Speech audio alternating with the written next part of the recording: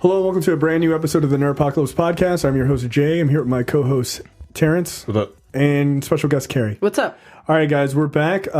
Micah is out this week and will be out next week. He is sunbathing in Jamaica. Because of course. I'll just say this as he's probably listening at some point. Put a shirt on, dude. It's disgusting. Just put a shirt on. So he probably has a shirt on. Yeah, he's one of those guys. I don't feel comfortable about my body right now. So I'm going to put a shirt on. Is he a guy who wears a t-shirt into the ocean? Into the pool? Yeah, like, oh, man. Celtics jersey in the water. Poor Micah. He's still got a hat on. Like. He's definitely, whether he was shredded or not, he is definitely wearing a Kangol into the ocean like a butthead. All right, so we're back. We do have plenty to talk about this week. So we'll jump right in. Checked out, Terrence and I sat down and talked about Dr. Sleep, which is the sequel to The Shining that Terrence got to see. So check out that review. It is in the Coming Distractions podcast feed, or the video is on youtube.com/the Nerdpocalypse. And also there is a review that I did for Ford versus Ferrari, starring Christian Bale and Matt Damon. About the famous Ken Miles, Carroll Shelby story, about the 24-hour Le Mans race. Check that out in the same places as well. Terrence, you had a chance to see It Chapter 2, finally? Yes, I did see It Chapter 2. The remake was really good. Came out 2017 or 18. It's 2 years I really ago. enjoyed the remake to It, or the actual movie to It. Chapter 2 is 3 hours long. No. It's 2 hours and 50 minutes. Look, they could have shaved like an hour off of this movie. I didn't really like it. Like the casting was great. Yeah. Like the casting was like everybody did their part. Will McAvoy was the only one that was kind of off to me. But what's the guy? The Old Spice dude? Yeah, he was really good. Isaiah Mustafa, like to the point where he like picked up the mannerisms of the kid from the first movie. I'm like, I ain't never seen this nigga acting nothing, but he's really good. Yeah, apparently he's pretty good. Yeah, he was really, really good. He wanted to be Luke Cage at one point. They should have let him. I mean, he couldn't have been worse than what we got. Yeah. It was this movie was just it was too much. That is like, because Jack sat down and reviewed that one. That was basically his point too. It's just like after about 2 hours, you're like, okay, right. Like what happens is like in the movie. I mean, I'm not trying to spoil anything, but in the movie, what happens? The book's been out for like fucking 35 years. They come back to Derry and they have to finally fight him to get rid of him, right? Right. So what happens is they have to go on like their own like side quests to pick up little trinkets that they had back in the day. When they first met up with him, and they had to find them in the town so they could put them in whatever the fuck thing is at the very end, so they could like, bring him his true form out.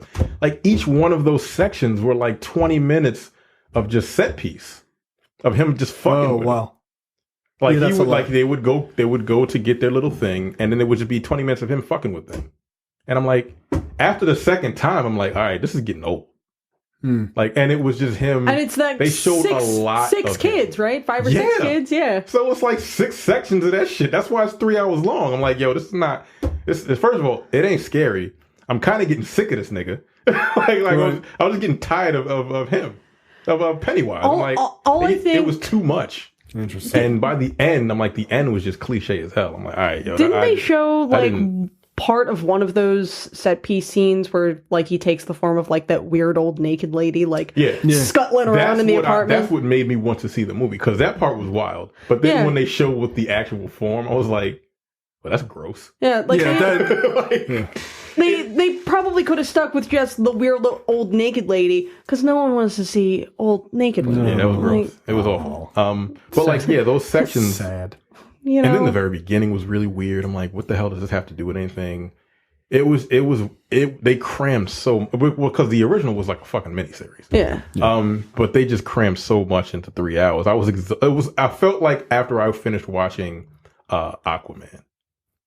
Yeah, that movie, it was just exhausting. Right, that movie is nearly like 2:30. I was going to say nearly 3 hours long, but yeah, it like I enjoyed that movie, but I'm like, you could have cut 45 minutes. Yeah, they could have cut 45 because those sections where he like everyone knows Pennywise is a fucking dick. Like he just like there was so many times where he could have just killed these people, but he just didn't. Right. I'm like, well, what the fuck what's your point? Like, what are you here for? If you want to kill them, do it. Right. I wish you would. Rather you would, because this is 3 hours long. I want this to be over with. So yeah, I didn't like it. I was pissed. Will you see upset. A third one? Because the talk is that they're thinking about doing a chapter 3. How? That's a talk. I don't know. I'm just like I don't know if it will happen. They kill Pennywise. Like right. They kill that thing. Like this is another one. Yeah. But did they? But did here's they? The thing, like again, like all of his books are like a connected universe. Yeah, in a way. So I mean, I guess, but no, like I just was like disappointed.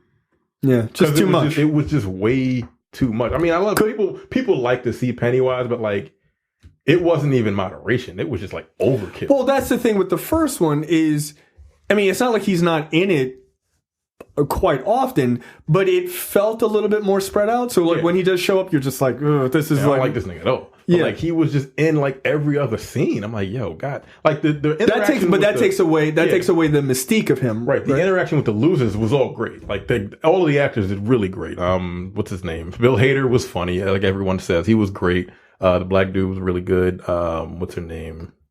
They're all good. I don't remember all the names. So I don't really give a fuck. They were all great. Like, I liked watching them interact with each other, but, like, once they did their little spirit quest, whatever the fuck, I was just like, yo, I'm just...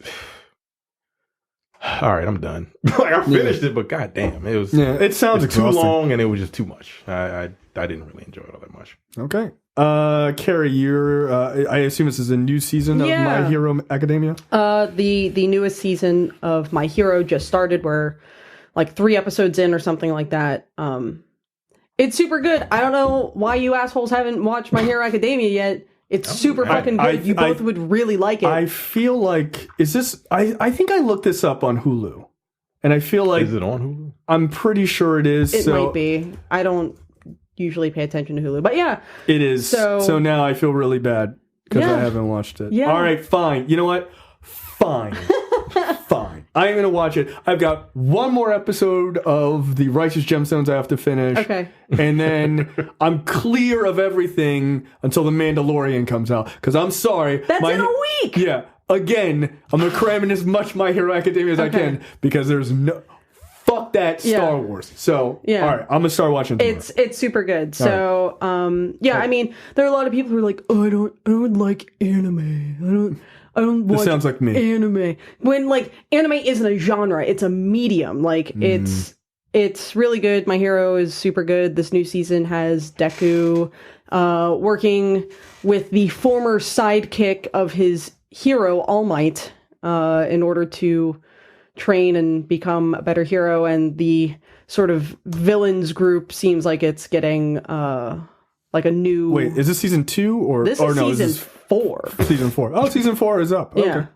They have the subs and the dubs. Yeah. Nice. I typically watch the simulcasts on Crunchyroll, so I'm only watching subs, but they are very quick about dubs. I'm going to watch the dubs because fine. Fuck like reading. Right. I read very quickly, so... Yeah, that's my problem is there's too much Japanese shit going on. Yeah. I got to concentrate on what's going on. English, yes. Yeah, I'm like, it's too much flying and shit. I'd rather watch what's on, like, the action instead of, because that kind of, it takes away from the action when you're reading stuff. Dramas, I don't mind. Yeah. So, I mean, if you are a fan of superheroes, and presumably if you're watching this podcast or listening to this podcast, you enjoy superheroes, definitely check out My Hero.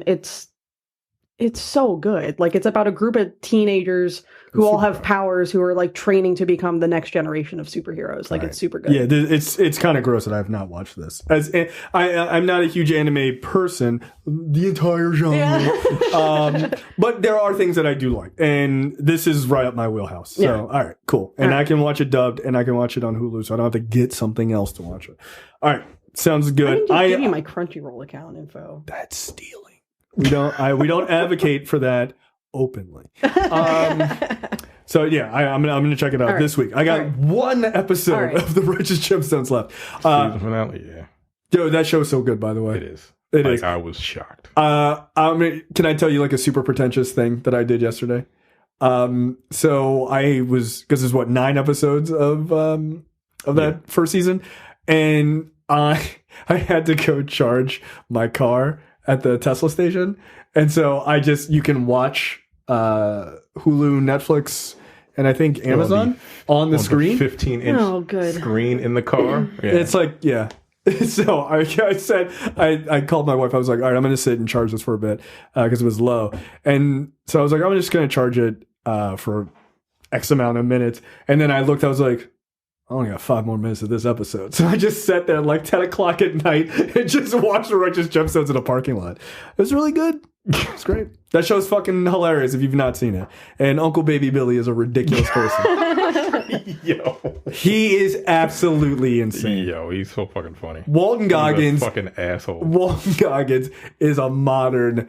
He is just an American treasure of an actor. He is such a dick on that show. Yeah, he really is. He plays like an old evangelical, like a former big-time evangelical kind of guy. So a racist?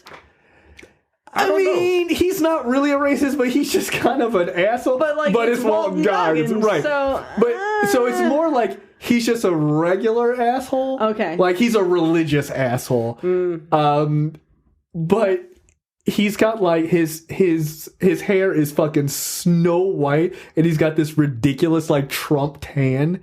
Right. And he's got this like this young dumb wife. And it's just a scene at one of the episode I just watched, and he's like, they finish doing something, and they go to drive off, and he's like, so who wants to suck an old man's dick? Yo, I burst out laughing. That shit had me cracking up. I was like, wait, what? And then the very next scene, I was like, oh, all right. Okay, thank you. God damn it, Walton Goggins. That show is funny, man. It's super, super good. Speaking of super good, I binged Jack Ryan season 2. Look, if you are into sort of like political, military kind of shit, not exactly your wheelhouse, Carrie. I feel like did you watch the first season? I didn't finish it. You should check. The first season, I don't think is anywhere near as good as the second season, in my opinion. It amps up, like the action and stuff is like super amped up in this second season. But the second season takes place in Venezuela, which is kind of cool because like the first season was all about I think he was like Pakistani or something, terrorist that they were trying to catch. And then this one, like how that one ends leads into some of the characters going to Russia, and then that picks up in season 2, and then it jumps back to Venezuela. But it's really good. John Krasinski is really great in it, like really, really good. And then it kind of makes me mad that like he's such a good like dramatic actor, because every time I look at his face, I only see Jim from The Office. Yeah, but like he's got a beard now, so he's like a badass. Like it's kind of weird. I'm like, Jim, what are you doing? It's like, relax. It's this threat level midnight. Yeah, exactly. God damn it.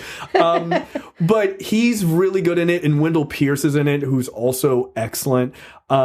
It's like it's them, and then it's the guy from House of Cards, who was which one?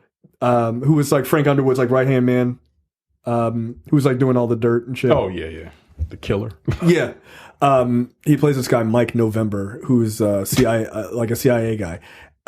It's really good, and if you liked like the Jack Ryan movies, like the Harrison Ford movies, like Clear and Present Danger and Patriot Games, this season to me feels more like those than the first season did. Like they literally have an homage to Clear and Present Danger, where like they get ambushed in the middle of they were in some South American country, and they're like the trucks get attacked. Like there's literally a scene playing homage to that in this one, which is dope. But it's really good. Like the violence is like pretty solid. Like the action sequences are good. Like they try to kill poor Jack, like a lot.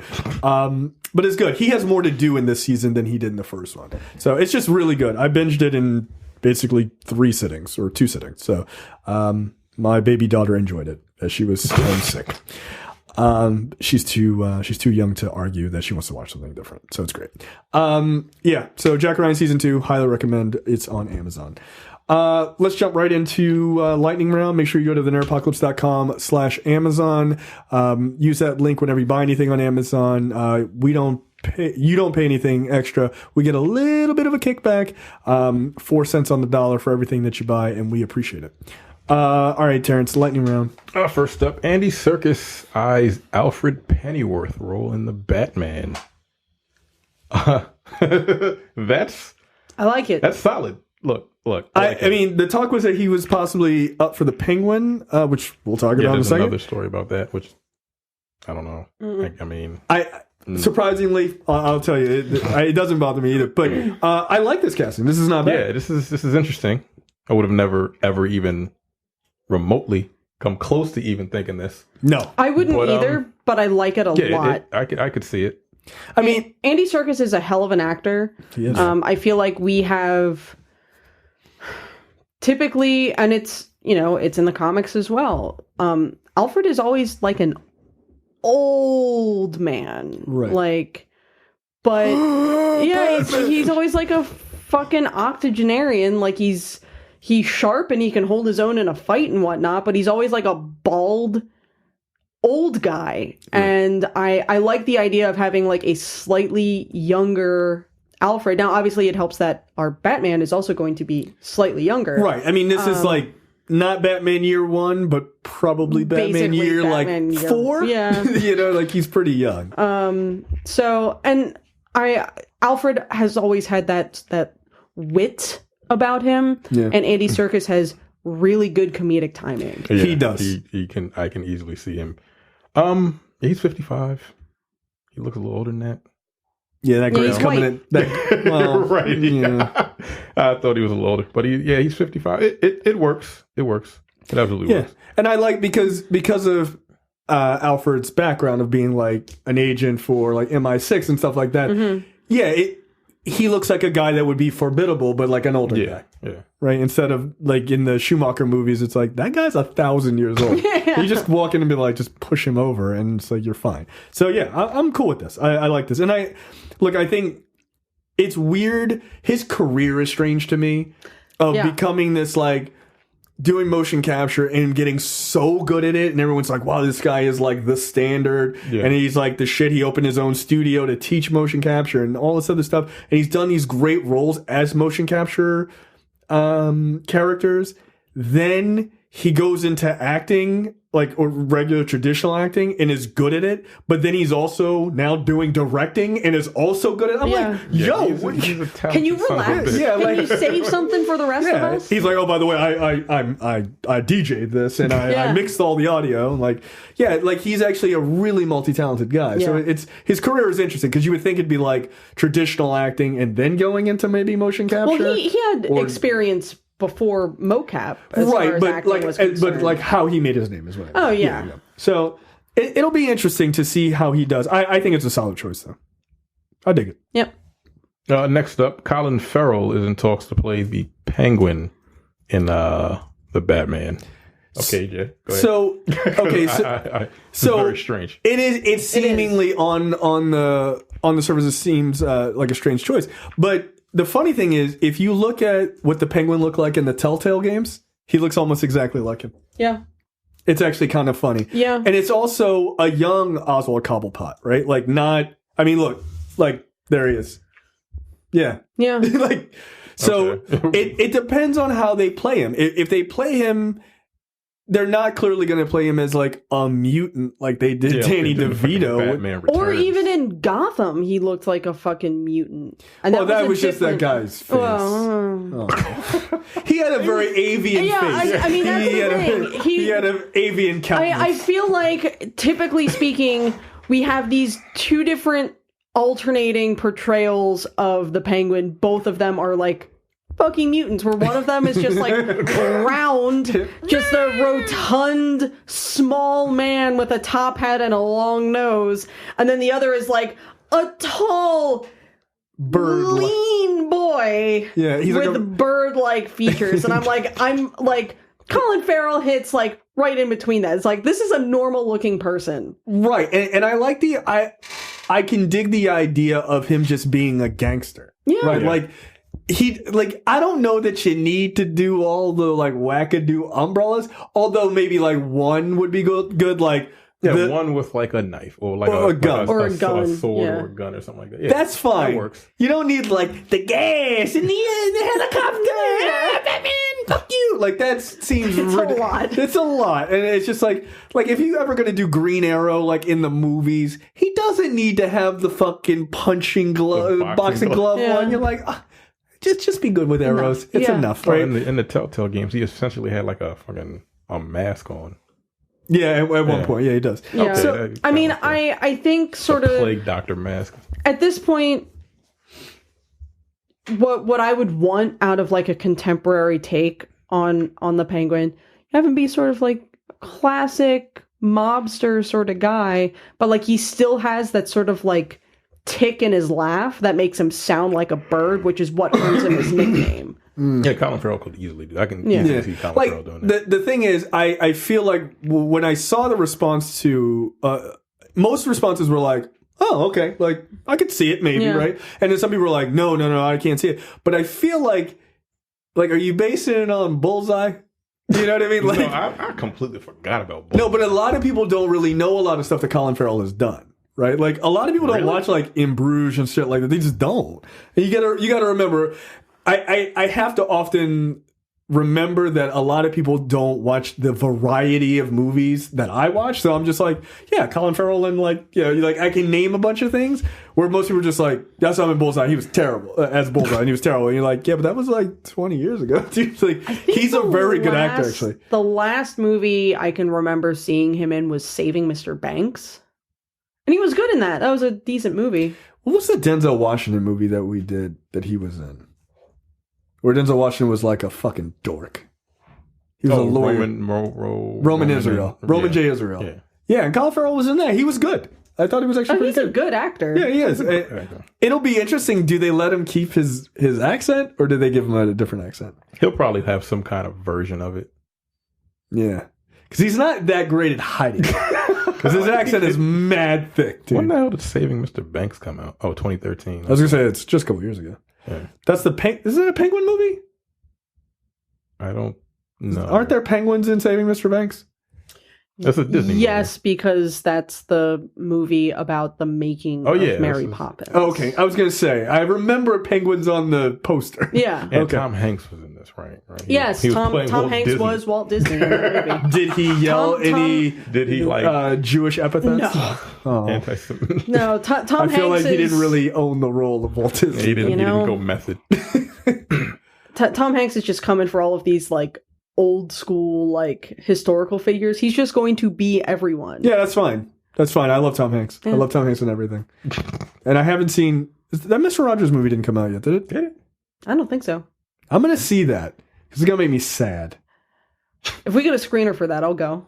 All right, that's fine. I don't think so. We can have a cry. Yeah, the documentary came out, and I didn't have a chance to see that. Yeah, I saw that. Yeah, I don't think it has. Which is fine. Next up there, Terrence. This is right up your alley. Oh, comes out this month. Okay. Oh, see? The 22nd. Next up. A new Scream movie in development. Okay. That's what we need is more of those masks at the Halloween store.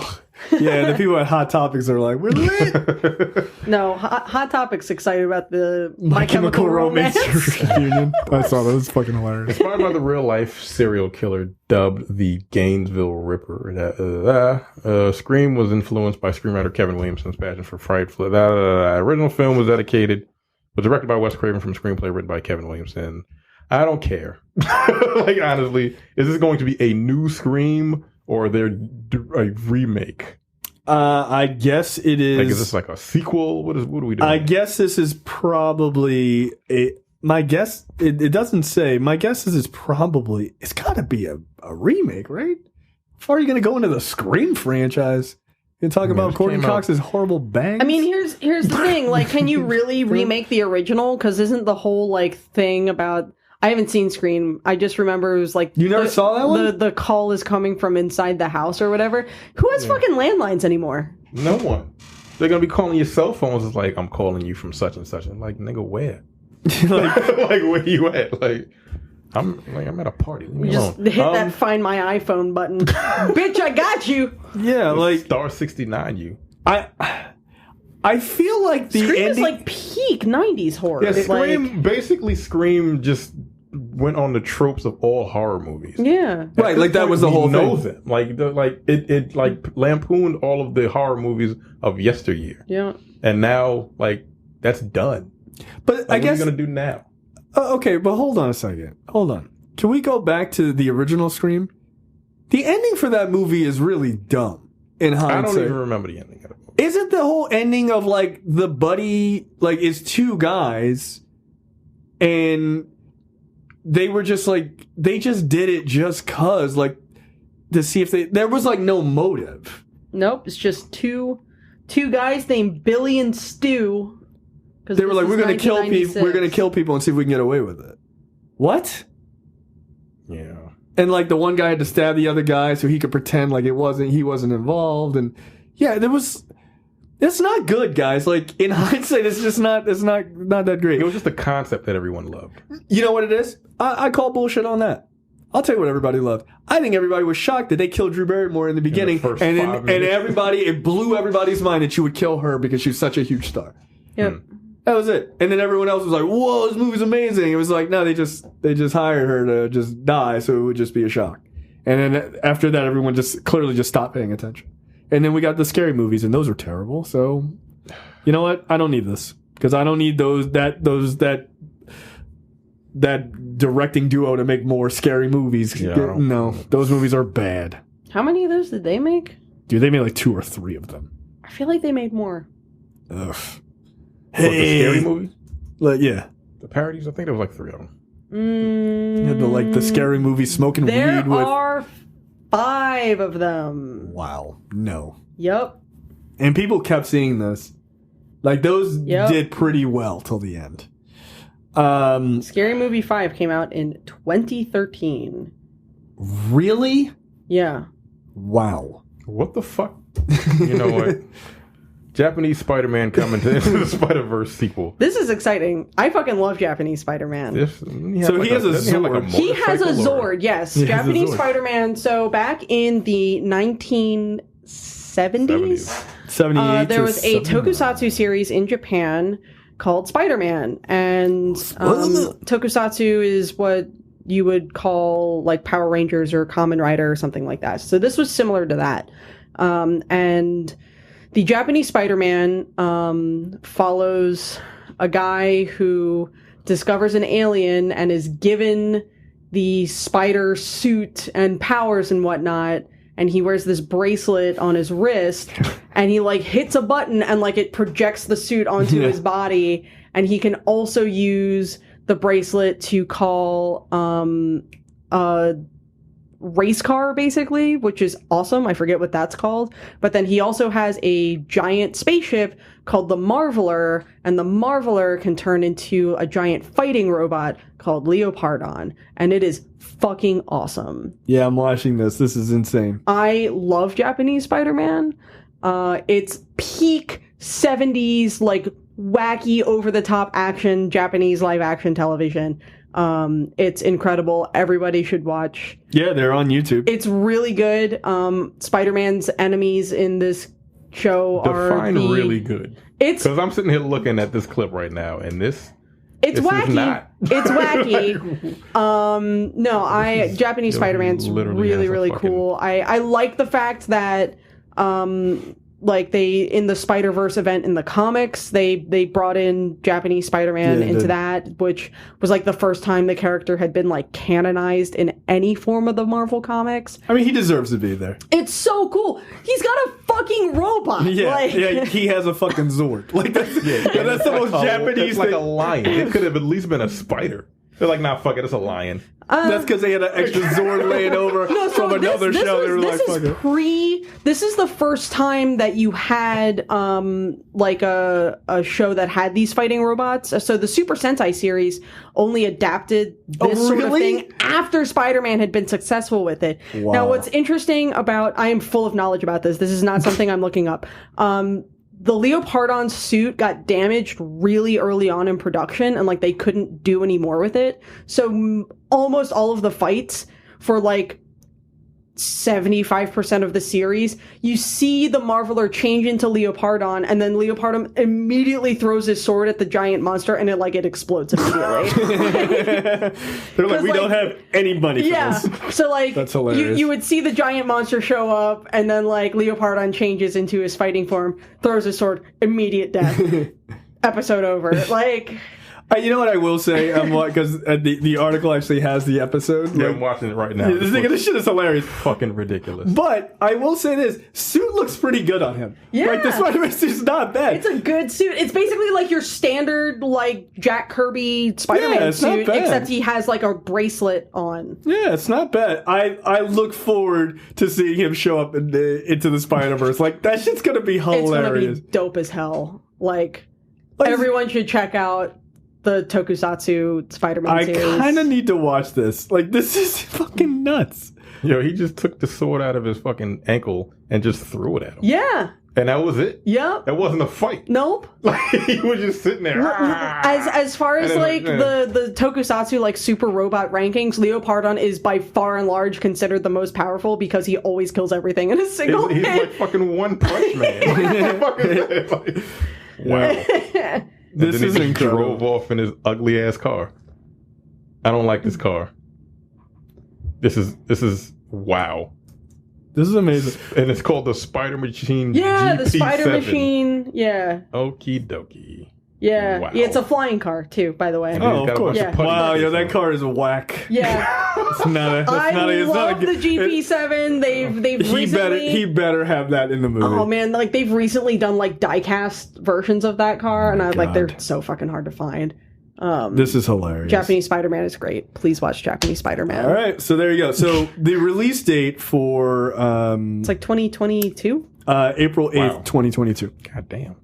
Be here before you know it. Ease off. Look, that's fine. Last one won an Oscar, so yeah. You know, as they say to a pastor going too long, take your time. Nah. Never? You never yelled that? Like, I was like 10. I wanted him to hurry the fuck up. I've been here for 4 hours. Next up. Oh, this is interesting. And I'm excited that both of you are here. And finally, Kojima Productions is going to start making movies like they know they started that 20 years ago. I'm going to just sit back and let you guys rip on that new Uber Eats game. Look, this is what I've said he's wanted to do. Of course he's wanted. That's why his whole career started from like loving movies, right, and cinema and books and shit like that. That's how we got Snake. Yeah, I never understood why he never just did that. I don't know. Well, I don't know. No one understands what the fuck Kojima is doing. He's a fucking weirdo. He's an eclectic, interesting, weird dude. He's essentially the Quentin Tarantino of the video game industry. Only not as pretentious. Yeah. He likes feet? He might. I don't even know. He definitely likes ass. Yeah. So there's a guy who works for The Post, who I follow on Twitter, Gene Park, and he went to the launch party for Death Stranding, and all you need to know about Kojima and what the fuck Kojima is doing is that apparently at this party they were serving drinks with like little plastic babies in them. Gross. And that's unacceptable. Yep. Everybody gets a little baby in their drink. BB. Little babu. Little naked baby in their drink. Yeah, no, he's a little. That's who Kojima is as a person. It's just weird. He's a weird. The funny thing is, I think he is a great ideas guy, and he might even be a great director. I think he actually would be a really good director. But he's got to get reined in. That's exactly what he's got to get reined in. You can't have him doing what the fuck Zack Snyder did in the DC universe. No, you have to. He's got to have a checks and balance because Death Stranding is the result of him not having any checks or balances or anything like that, which is why we have like 2.5 hour long cutscenes and that you can't skip. I don't know. I'm not playing this game. That he put in such detail onto every single pore of Norman Reedus's face, and that apparently if you like look at Norman's junk for too long, he punches you in the face, because that's what Kojima wants. He wants his boyfriend to punch him in the face. Wow. They're boyfriends. They're boyfriends. They're boyfriends. Kojima and Norman Reedus are 100% boyfriends. That's fine. That's fine.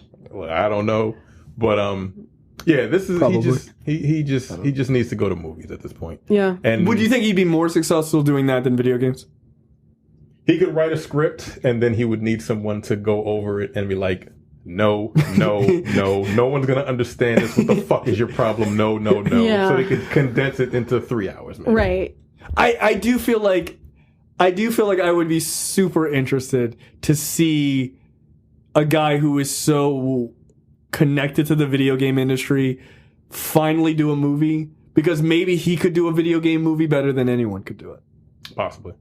You know what I mean? Like, he could, like, they're going to do Metal Gear Solid, and they've been working on that. But, like, he's never going to do that. He's going to be like, I want to put my boyfriend Norman Reedus in this whole other game, and he's, like, naked for half the movie. And that's a metaphor for me seeing him naked me for real. seeing him naked. It's really weird, the people who are in that game. It's him, Mads Mikkelsen. Matt Nicholson, which it's great. Del Toro. Fucking Conan O'Brien is in it. He's in it. I saw that clip. Jeff Keighley is like in Jeff the game Keighley's in because there. like he sucked Kojima's dick long enough over the last few years I to thought you meant actually in the be game. put. Who knows? Maybe. I haven't played the game. I don't know. Who wants to suck an old man's dick? Jeff Keighley wants to suck an old Nicholas Asian Winding man's dick. Refn Yeah, is in it. why is he in it? Lindsay Wagner is in the game. It's such a weird... I mean, he's got some pull apparently. I don't It's know. Kojima being like, These are all my famous He's friends. like, Yeah, I these are love all my famous friends. I want to see if I can get these people, and they were like, sure, why not? Probably not knowing what the fuck they were in for. They're like, I don't know what these lines mean. Conan They had to be O'Brien like, is in the game dressed as an otter to give you a suit so that you can also dress like an otter. It's a no, that's not fair. It's an otter hat, and when you put the otter hat on, I watched a video of this. I can't believe this is real. You This put is a on real the video otter game. hat, and then you can like get in a river. You can get in the river, and then you lay on your back doing this as you go down the river, so you don't drown. Great. Yeah. I will not be playing Norman Yo. Reedus and the Funky Fetus. Yo, Kojima's a wild boy. He is. Like at this point, I think he did this game as something he just wanted to do. I'm assuming like For forever. years. Yeah, Konami And was then like, also absolutely not. Konami was the checks and balances. They were like, nah, nigga, you wild. Like, yo, just make Metal Gear Solid sequels. And then when he wanted to do like one like Metal Gear Blowout, they were like, no, get the fuck out. So who? Wait. He wanted to. What do you mean by that? Well, I guess like Metal Gear Solid 5 is like it's almost his, but like since it's not a finished game. Like Metal Gear Solid 5, they didn't finish it. Like because they like fired him before they actually completed the full game, and that's why they don't have David Hayter as Solid Snake. They got what's his name? Well, to do that's like 5 lines that's of dialogue. part of the reason. Like the other part of the reason is because Kojima wanted to hire his friend as Snake in that game. His fucking famous friend. What's his name? Forget who replaced Kiefer him. Sutherland. Yeah, Kiefer Sutherland. And he had like 6 lines of dialogue. Yeah. But then, like, also with like regards to the story of Metal Gear 5, it makes sense Yeah, because it's not because it's not really Snake. I need Kojima to stop. I need him to They were stop. probably like, "Yo, what the fuck is wrong with you? We can't deal with your nonsense anymore. Yeah. You gotta go." So like at this point, people were like, "Yeah, they fired him and everything," but I'm like, who's to blame at this point? I think it did this wild game where you just walk around delivering boxes for fucking 45 hours. I'm like, I feel like Konami. it may be like a 50-50. I feel but like at it's the like same time, Konami 80-20. doesn't even make games anymore. No, Konami's in it Now for the they're just pachinko machines. machines and shit. So yeah, like no, that's dead serious. Like they do like mobile games and pachinko machines. Didn't they do like a zombie shooter for Metal Gear Solid? Yeah, and that game was awful. Yeah. And they had $10 like save slots or some shit like that. Anyway, Amazing. look, I would like to see a Kojima movie if it's not 3 hours long. It's going to be 6 hours long. It's gonna be a slog. I don't think he can condense his ideas into like a 2 hour. But that's where he needs someone who can rein him in. And his ideas are not going to be mainstream. If he decides to make a movie, it's going to be like a fucking indie movie. Yeah. Because people are going to be like, yo, what the fuck is this? I would love to see him. Like, obviously, he would never have the rights. Konami would never give him the rights to direct Metal Gear Solid, right? Like, they're doing a Metal Gear Solid movie, which I have no confidence in. Which is wild because Metal Gear Solid is him. That's his. Like, he developed it. He did all of them since, like, 1980. When was the first one come out? 88? Like 88, 86? Right. Something like that. He's 50 something years old. He's like 57. That is his. He doesn't look that old. Well, dude, Asian. Yeah. I was like, he looks pretty good for his age. Yeah. So it'll be interesting to see what they Metal end Gear up doing. Was 87. 87. But it didn't really get jumping off until Metal Gear Solid. Kojima is 56 years old. Yeah. Wow. Yeah, he does not look older old. He's older than Andy Serkis, and he looks 25 years younger. That is correct. Yeah. That is correct. So yeah, we'll see. We'll see what happens. But I'm interested to see what they actually end up doing. It's Kojima Productions, so is he going to write it? I don't know. Just let him be the ideas guy, and then just come up with learn to whittle that idea from madness into a coherent story. Movie and TV news this week. Starz is considering a sequel to Weeds, also starring Mary Louise Parker. Look, here's the thing with Weeds, if you've never seen it. It is about it's about a woman whose husband dies. She has 2 kids, if I remember this correctly. Her husband dies, and she's like destitute, right? They live in like a fancy gated neighborhood kind of area, but she'd never worked, right? And so her husband was like this big time guy, and he died. So she just starts selling weed, and it was really good the first 2 seasons of this like rich white woman of like privilege selling weed, like buying the weed from this like black family in this neighborhood right next to theirs. It was like a lower socioeconomic neighborhood, of course. And the her like contact, the guy, one of the sons of that family, her contact, her weed guy was Romani Falco. And so like they had like a thing for each other and everything else. And then she'd go and sell this weed in this like gated community, and like everybody bought because it's weed, so everybody secretly smokes, even though they're trying to pretend like they don't. And it was good. It was like a good social commentary in a lot of ways, and everything else. And it didn't get super serious, but it was good. Then like the 3rd season, there was like a fire or something that ended up burned they're in California, like a fire burned the entire community down. And so she left. And the second they left that community, it stopped. It became ridiculous, right? Like you leave the location. It's like the thing you don't do in a sequel is like leave the location of the series, right? And they did that, and it just fell apart. And like she had this brother or brother-in-law who was like a complete fuck up, who was actually pretty great on the show, but it was, I don't know, it fell apart. I don't like Mary Louise Parker. Like how best I can put this.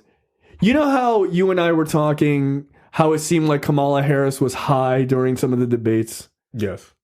That's how she acts normally, and it pisses me off. Like, it's annoying. Like, it's an annoyance where I'm like, are you smoking before you go on the show? And then she was in Red, and like Red 2, and I was like, I don't like your face anymore. Like, she bothers me. And I'm like, yo, can you just stop drinking like Pinot Grigios in the middle of the day before interviews? Like, there's something about her I found very irritating.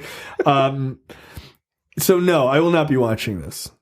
No. No, absolutely not. Coming out, or they're developing a weed sequel. I mean, it's coming out, right?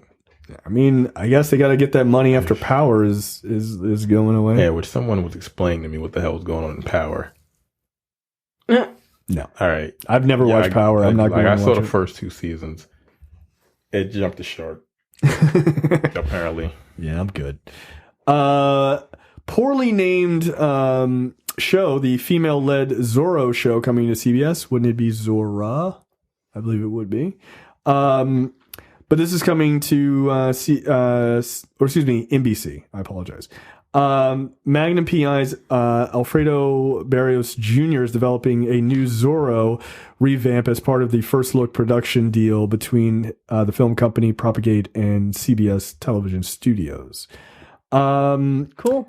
A female descendant of the warrior bloodline who will go to great lengths to protect the defenseless in her community.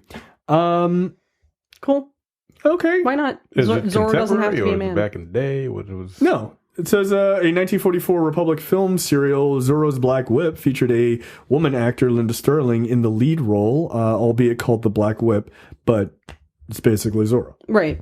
And I think the article also mentions Dynamite Comics has done Lady Zorro. a Lady Zorro. So, yeah, there's nothing about Zorro that requires the character to be a man. So Zero. There are zero things. Zero. Do you have a nice hat and like a all black outfit and a whip? a rapier and a whip and a mask? Cool. You're Zorro now. Yeah, I just That's it. I don't. I also like the idea of bringing Zorro back into the mainstream. Just because I believe this year was the 100th anniversary of Goddamn Zorro as a character. Yep, Zorro. All Zorro is just the Spanish word for fox. Well, that makes sense. It's a character created in 1919 by pulp writer Johnston McCulley. Yeah, look, I'm okay with this. This is fine. There will be, I'm sure, people who pretend like they're such huge Zorro fans and they're so offended by this. Zorro purists. No. Okay, no, you're not. Maybe my boss, and like that's it. That's the only guy who I would be able to be like, yeah, you're kind of a Zorro purist. But no, Zorro is just the secret identity of Don Diego de la Vega. So I have to imagine that this new femme Zorro will just be another member of the De La Vega family. Yeah, okay. So I had to look this up because I could not remember. There was a movie. I don't think this came out. Do you remember Zorro Reborn? Do you remember seeing the trailer for this? It was Zorro in a post-apocalyptic future hellscape. I feel like I did. Where his sword like broke apart and became like a whip as well. That sounds fake. I'm looking at the trailer. This trailer was released, but I don't think the movie actually ever happened. And he was like a ninja, basically. And it's cool. Like, it looked cool. It looked like one of those solid XYZ B-movie kind of things that would happen. Yeah, this looked utterly ridiculous. But I look, if this came out, I'd watch it. I just remember like Antonio Banderas being Zorro in the 90s. Look, and then that is the high bar. Okay, Yeah. that is the high bar. That Zorro movie is fucking good. Yeah. Like, it is. Mask of Zorro. Yeah, it's a great movie. It's a great movie. Also, Antonio Banderas, totally slept on action actor. Yeah. I love Desperado. I was just gonna say that's a No Time to Bleed movie. Yes, it is. 100. Also, Selma Hayek is so fucking gorgeous in that movie. It's insane. That is also correct. Like, Jesus Christ. Yeah, Desperado is a wildly slept on movie, and it's so fucking Mexican. Like, it's so Mexican. Yeah. Then they did. What was the sequel? The Johnny Depp. Once Upon a Time in Mexico. Yes. Yeah. That's it. That's right. Yeah. Yeah, that movie's really good. Desperado. Was this real? I'm looking at the Zorro. Yo, I'm telling you, it's super wild. Look at it now. Zorro Reborn. I don't think it ever came out. No, I don't think it did. No. Yeah, because it says Zorro Reborn plans to shoot next year. It has no cast for filmmakers. Yeah, like, this shit ain't never happened. It's sad because this trailer is solidly ridiculous. Like, it is. Like, I like the concept. So yeah, we'll see. I'm not gonna say I'm too hyped for it because I don't really watch regular television. I'm more of a Netflix, whatever streaming stuff. So I don't really watch terrestrial television, but we'll see. Here's a story that I was just ranting in my brain quietly the other day about this very idea. And then I saw the story when I got to work today. This makes me sick. Yeah, it's gross. James Dean cast in a Vietnam film called Finding Jack. And it's weird. You'd probably be thinking to yourself, James Dean, where have I heard that name before? Yeah, he's the actor that died in 1955. And yes, this is in a car accident. Yeah, that's true. And this is the very same James Dean. So what this company is planning on doing is to do a full motion capture an actor, then get someone to stand in voice work for James Dean who can sound like James Dean, and then they're going to, basically, deep fake the face so it's James Dean. Because they couldn't think of another person to play this role. This is fucking gross. 64 years later, there's no actor who could play this role except for the ghost of James Dean. The tech ghost of James Dean. That's weird. Didn't they do that for the dude from Star Wars? What movie? That was in Rogue One. Rogue One, yeah. Yeah. Oh, yeah, but he's not, yeah, that's Grand Moff Tarkin. But they didn't, he's in the movie for 2 minutes. Maybe not even, right? This is a whole ass movie. And they were like, oh, well, the James Dean, foundation or whatever was they were cool with it. Yeah, because they were money. Money. Yeah. Right. No, yeah, this is really... James Dean ain't made money in 64 fucking years. Not only is this just viscerally gross. Yeah. But it's so fucking weird because I gotta tell you, there aren't that many people alive today who can fondly remember right. seeing James Dean movies in the theaters. You know who the people are that would finally remember? Baby boomers. And fuck them. I mean, this is maybe even slightly older than baby boomers because it is. He died in 55. He died in 55. My parents are baby boomers. My parents were 5 fucking years old when he died. Yeah, because baby boomers are the post-war children of the World War II veterans, right? Yeah. That's bizarre. Yeah, I bet my grandma probably remembers James Dean. She's 93. She's like, "Ooh, is there a new James Dean coming out? Dean movie coming out? Who's gonna take me to see it?" No one, Grandma. It's streaming. What's streaming? I'm old. Weird, I'm 900 years old. Who gives a fuck? What's the demographic for this? I don't know. That's what I'm trying to figure out. Yeah. Because as a broke ass millennial, I'm aware of who James Dean I've seen that one movie, but I haven't seen any of his films. Yes, I've seen that movie. Yeah, and it really stuck with you. What's the name of it? Yeah, I've seen it years ago. Yeah, it's I know what I don't know like. who you're trying to appeal to here. This is bizarre. Most of the people who would have fond memories of seeing James Dean in the theaters are fucking dead. Here's the thing. They're going to waste a lot of fucking money because no one's going to see this in the theater. No one cares. Not a single person. This is so fucking dumb. Is this coming in theaters or is it going to be on Netflix or something? I don't know. I'm not seeing this out of protest. I'm not a huge James Dean head. I've never seen anything James Dean is in. I feel like if James Dean had lived longer than he did, he'd probably be known as a okay actor. Right. I think people were like, wow, James Dean was really attractive, and I think that's what sustained him. That's what it was. He had swagger, and he's probably racist. Yeah, it was 1955. Right. I feel like if he was still alive, he'd be calling me a nigga.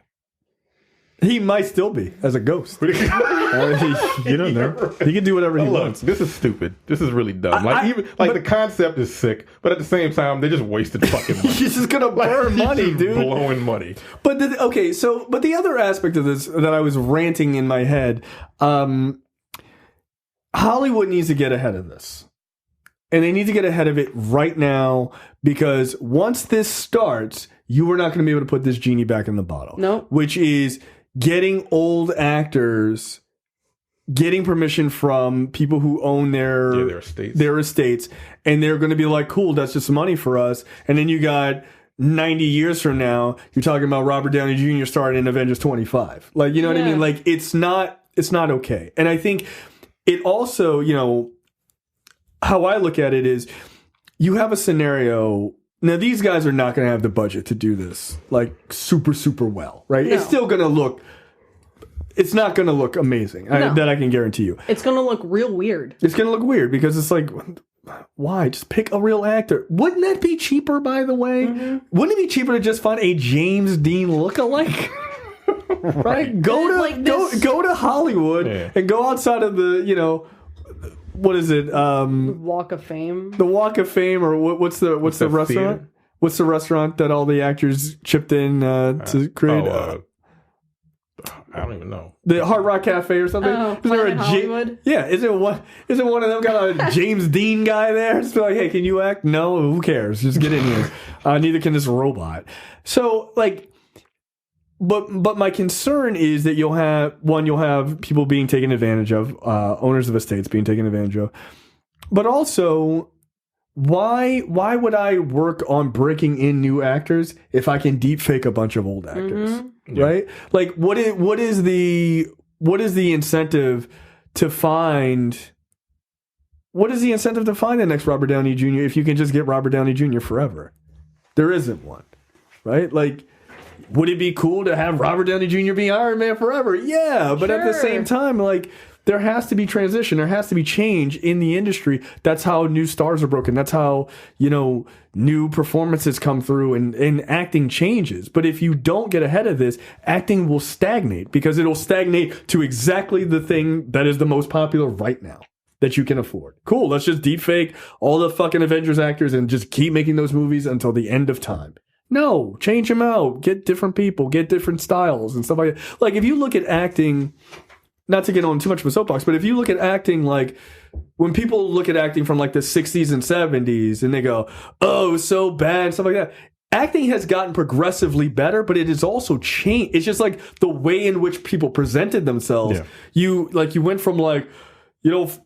like trying to do Shakespearean, you were supposed to be over the top. Like you weren't supposed to sound like commoners. And then as acting has progressed, it has slowly moved from the stage on to the audience, right? So it's more relatable in emotion and the way you talk and everything. So why would we want to stop that progress to then go back? Like, you didn't even pick someone from like the 80s that people know. Like you said, like, it's fucking James Dean. Dude, I don't know anything James Dean has done. I'm 40. I'm less than half as old as your grandmother who's like, ooh, the new James Dean movie's coming out. That's crazy. It's crazy. Stop doing this. I hope nobody sees this and they waste $100 million on it. Finding Jack starts production in a few weeks, and fuck you. It is aiming for a Veterans Day release next year. Cool. I'll make sure I don't see it. Sounds awesome. Yep. I don't care what it's about. I don't care. I don't. That really bothers me. I don't think it's right. I think it's fucked up. Next up, Disney pushing stars for Oscar nominations. And they pushing everyone. Yeah, from Avengers Endgame. Yup. No. Yeah, I think so. I mean, look, obviously this is just for your consideration. This is whatever. This is them listing for your consideration. My consideration, no. And look, here's the thing. Downey's performance when he first comes back, and that whole scene where he's just like, you know, he's all skinny and he looks like shit. That is a great performance in that moment. I think he's good for the whole movie. Like, his shit with his dad, I thought was really good.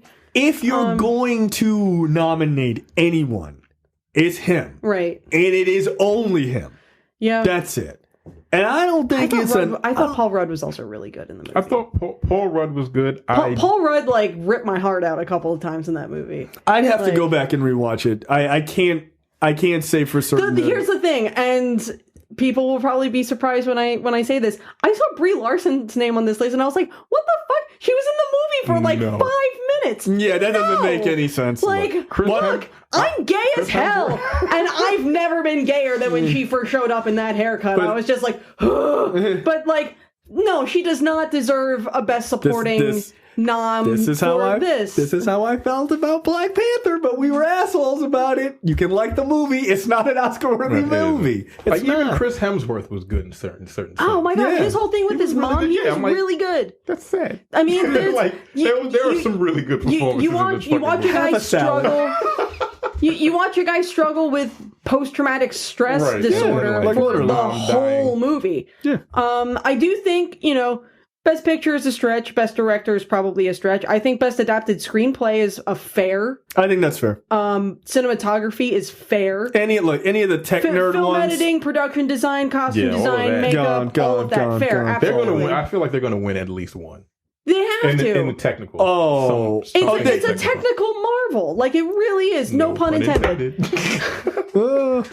Look, best cinematography, that'll be a little hard, right? Because they're gonna go up against some things that are like, wow, okay, looks beautiful. That's gonna be tough. Film editing, that might be a little tough too, just because that feels very close to cinematography in a lot of ways. But maybe production design, costume design, makeup and hairstyling, sound mixing, sound editing, visual effects. Yo, knock it off. We got to see a whole host of characters legitimately doing shit while giant Ant-Man punched a snake space worm. It was amazing. Right. You got to give them that. And here's the thing. I might even say they might have a shot at score too. The score is good. Because you know what? Throughout the postseason, when they were introducing the Nationals lineup, they would play the Avengers theme song, and every time I was getting emotional in the stands about it. It's in my workout mix. Yeah. Sad. No, it's good. It's good. Acting wise, look. You could put Downey up there. I think anybody else is ridiculous. Yeah, but here's the thing, and this article does make note of it, pushing them all as supporting rather than trying to push Downey for a lead acting nomination makes a lot of sense, because this was there were no lead actors. No one received top billing. Yeah, that's fair. That's fair. Okay, we'll see. Yeah, look, I don't want to hear anybody talk about this movie for Best Picture. Knock it off. Watch it get nominated anyway. It should not. So far, it's November. That you've seen. That I've seen. For Best Picture of 2019. Ford versus Ferrari will be there. It'll be there. What about the other movie? So Ad Astra. That absolutely should be there. Look, right now, that's the top. That's the top. That's one of the best movies I've seen. Dude, that movie is super good. What have I seen so far? It's a lot. It's a draining movie. Not from a boredom perspective. You're just yo, this journey is hard. It's a dude literally leaving Earth, going to the moon, slingshotting across the fucking Jupiter. It's a lot. Yo, you're your life is just hard. It's just hard. And it feels like the slog of space and it has action moments and stuff like that are really cool and interesting. That will likely win Best Cinematography. There's some scene shots, the space shot scenes are incredible. That's what I'm saying. It's going to be hard for something like Avengers to beat that. Yeah. Ford versus Ferrari is definitely going to be up there. I did not like that movie as much as I thought I was going to, but I really enjoyed it. So I will say that it deserves to be in the running for Best Picture, though. It definitely does. So yeah, we'll see. I don't know what else is coming out. I'm trying to think. Jojo Rabbit. Yeah, I haven't seen that. That's definitely going to be. I feel like that's probably going to be nominated. 100%. I just like that he played Hitler. I just find that hilarious. All right. Next up, Captain Marvel came out this year. What the fuck happened to this year? Yeah. Yo, that came out March. Yeah. Jesus Christ. Yeah, because they kind of threw those. Yeah, it's kind of back.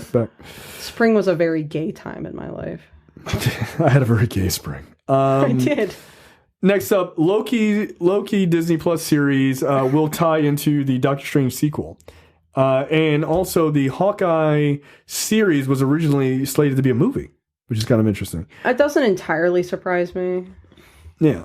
So and then they realized no one was asking for a Hawkeye movie. No, but that's the funny thing is that's not why they did it. Oh, okay. So apparently, so as far as the Loki thing, Kevin Feige basically broke that news. He was like, "Oh yeah, it ties right into Doctor Strange as well." And he basically said, if you want to truly understand everything that's happening in this universe, you have to watch the Disney Plus shows, which I'm sure is an obvious thing to us. Right. But that might not be an obvious thing to everyone else. Like, some people are like, oh, maybe I'll watch, maybe not. Like, no, they're like, you had better watch. You better watch these, because the shit that happens in Doctor Strange, you can be like, yo, these characters, why are they like wildly different? Like, they are dealing with that exclusively in the show. So that's actually super dope. But the thing with Renner in the Hawkeye series was that Renner was like, I don't want to do a movie. Like, he didn't want to do a movie, and they were pushing for a Hawkeye solo movie, right? Because they got a Black Widow solo movie. They're like, all right, we're going to give you a solo movie. He's like, no, I'm good. Like, he was like, I'd rather explore, which, by the way, says a lot about the era in which we live. He was like, I would rather explore the character in a television show. He pushed for that, and they were just like, okay, I guess, but we're going to do the movie. And then they announced Disney Plus, because this was a time that Disney hadn't decided on doing Disney Plus. They decided to do Disney Plus, and Kevin Feige was like, aha, we have an idea. And so then they were like, all right, cool. If you still want to do it, we'll do it this way. And he was like, cool, that's what I want to do. So but that's interesting that a movie level actor like Jeremy Renner sees the writing on the wall that television is the better avenue to get his character over, because it's not like it's less work. It's probably more work, right? Like, I mean, at the end of the day, maybe not, but you spend more time on screen with a television series, because it's like probably 6 episodes or something like that. I think an hour all of each. the Disney Plus shows will either be 6 or 8 episodes. Right. So you're talking at least 6 hours that he's getting, but to dig into the character more. Yeah. I mean, that's kind of interesting. Look, given everything that came out recently about Jeremy Renner as a person, I look forward to no longer seeing him as Hawkeye. Bring me Kate Bishop. Yeah, this kind of came at a good time then. You know, it's like, let's give this guy one last ride, and then let's just move the fuck on. Yeah. Yikes. I mean, it's not the first time he said something or done something like not fucking great. Trashy. Yeah. So he's kind of a douche. Yeah. Look at his face. He's obviously a douche. Oh. I mean, he's got a douchey face. I'm not wrong. No, he looks like a douchebag. His face is very douchey. 100%. The funny thing is, he was in a very good movie I saw a number of years ago that no one watches. Have you ever seen Kill the Messenger? No, I keep getting that mixed up with the Tom Cruise movie. Wasn't he like flying a plane? He wasn't flying a plane in that movie. Oh, I know what Tom Cruise movie you're talking about. Where he was like a cocaine delivery pilot or something. Yeah, that movie. Kill the Messenger. Which one is that? Kill the Messenger is the one where Renner plays a journalist who exposed that the FBI or CIA had been doing like drug and gun running for like a cartel. It's like a true story. Okay, so it's like it's like the same story, but like a guy on the other edge of it. Fucking mixing them up. Yeah, but that Tom Cruise movie is really good too. Like, it's actually quite funny. I saw that. So I mean, I don't know. I think Jeremy Renner is a good actor. Yeah. He is. And I think he was a good Hawkeye, but I also think he is a bad person. That is probably. Oh. Was he? He was like, he had like a physically abusive relationship with his ex-wife. Yeah, where basically, and like a lot of people are trying to say like, oh well, everything, you know, people are just airing their dirty laundry and making shit up because it's custody court or whatever. But it's like, I don't know. I feel like saying that he put a gun in your mouth and threatened to kill you is like par for the course in a custody battle. Yeah, I don't feel like that's something that someone would just like fucking throw out there unless it actually happened. So American Made was the name of the okay movie. Yeah. Yes, I would agree. That's not a really also like a couple years ago, like people were talking about like the pay disparity in Hollywood and whatnot, and how women don't make as much as men, even when they're doing the same amount of work. And basically he was like, I don't see how that's my problem. And I'm just like, yo. I mean, it's not your problem, but maybe don't say that out loud. It's like he's not necessarily wrong, but that's some stupid shit to say. Yeah. So. I mean, bitches got it. I mean, bitches got to get paid, I guess. Like, yo, shut up. Wow. Man. So. Jesus. Like, all right, bro. Okay. I don't think he will be particularly missed. No, yeah. I mean, look, and also in fairness to him, I don't know why I'm being fair to him after that statement. Jesus Christ. But they really underused Hawkeye. They did. And like he got sidelined in Avengers and he like just could not get back. And it kind of sucked. Yeah. Right? It just kind of sucked. But if Kate Bishop gets a chance to really shine and they actually use her, then cool. That's fine. But, you know, he got his little chance to be, you know, to do his little thing in Endgame. So I thought that was all right. Next up, this makes me very happy because I think personally the fighting style in the Batman movies has been horrible. Especially the last ones. Ugh, they're so bad. Well, Batman versus Superman. One scene was fine. Yes. So, but that Nolan series was trash. Oh, the fighting was horrible. Was terrible. Like, yeah. What the fuck are you doing? Yeah, he was just like Frankenstein. He's just it was slow and just uncoordinated. Yeah. Like, that's not how Batman's supposed to fight. He's supposed to be a ninja. Yeah. Yeah, it was bad. He was trained by the League of Assassins. Not that Batman. He was just like assassin. He was like, what the fuck are you doing? He just hit people like Andre the Giant just hit people back in the day. It was ridiculous. Open palm slaps. That's an open hand slap, boy. So the Batman star Robert Pattinson will be learning Brazilian Jiu-Jitsu for the role, which is cool. So I really want to see this fucking movie. Like this cast is good. It's the first time I've been interested in a piece of Batman-related media in a long ass time. Yeah, and I just wrote a book about Batman. So you're all Batmaned out. I'm kind of over Batman, but you should buy my book. There you go. So yeah, look, everything they're saying about the Batman as a movie. I'm interested. Yeah, I'm interested. I think Pattinson is a good actor. I want to see The Lighthouse because I've heard that's very good. The fucking wall. Yeah. My husband's been trying to get me to be interested in seeing that, and I'm like, I don't like scary movies. Is it supposed to be scary? I thought it was just supposed to be like really weird. I've heard it's out there. It looks out there. It's necessarily scary, but it just looks like bananas. Wikipedia says that it is a horror movie. Wow, is it? Psychological horror. Oh, psychological horror. And it's shot in black and white, and it has Willem Dafoe, who's kind of a horror all on his own. I love Willem Dafoe. He's great. He's a terrifying looking guy. And apparently he's on 11 in this movie. Yeah, that's what they said. So yeah, I really want to fucking see it. So Pattinson said that he got part of his idea for the Batman voice from Willem Dafoe in The Lighthouse. Because it's kind of he's got a very gravelly voice, so it'll be interesting. I mean, I'm sure it's not like with a kind of an Irish or English accent. Or whatever. So it's not what fucking Christian Bale did, where he was.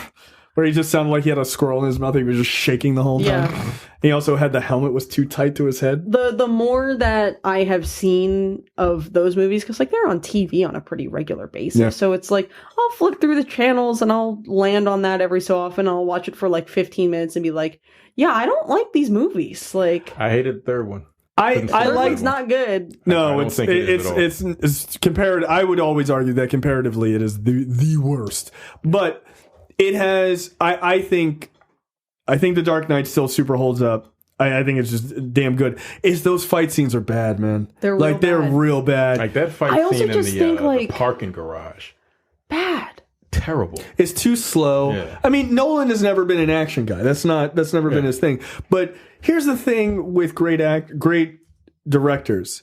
If you're not really good at shooting action. You get someone who can. Just get a second unit director. Be like, yo, do these scenes. Look, you say whatever you want about those Zack Snyder movies, and they are bad. They are legitimately bad. But that warehouse action sequence in that is better than When Batman any action. kills a couple of those people. Oh, he 100%. But he broke that dude's fucking neck. oh, when he slammed him on the thing, I was like, yo, he is super dead. But that sequence was more Batman than we have seen in any live action movie. Yeah. I was like, yo, this is directly out of the video game. Yeah, This is like, oh, look, he's doing a takedown. Like, this shit was incredible. It just looked really good. There was like, it was I mean, that scene was just well shot. But if they could pull that level of non-murder type scenes into this movie, or just let Batman kill people. You know, Batman killed people in the Golden Age, and it's all fine. It was fine. He hung a giant. It from a wasn't helicopter. until basically the editors at DC wanted to appeal more to kids that they put out, you can't have Batman kill people, and they introduced Robin. So for the first year of his career in comic books, yeah, Batman was murdering the shit out of people, and he used guns. Yeah, I don't need Batman using guns, but I do think there's something interesting to the whole idea of this vigilante who will just beat the brakes off of you but won't kill you. It's almost worse. Yeah, in a way, It's like worse than death. Like he'll paralyze you. Like you're fine. yes. I can't walk. I'm good. It's why Jason doing Todd crimes. is my favorite Robin, because Jason Todd didn't fuck around. Well, and that's the thing is he was the logical extension of what Batman really is. It's like, oh, really? Psychopath. Yeah. What's the joke? It's like, if you kill somebody, then the world has no less murderers. He's like, yeah, if you stop at one. Yeah. What are you talking about? Just fucking shoot him. Like shut up, boomer. Basically.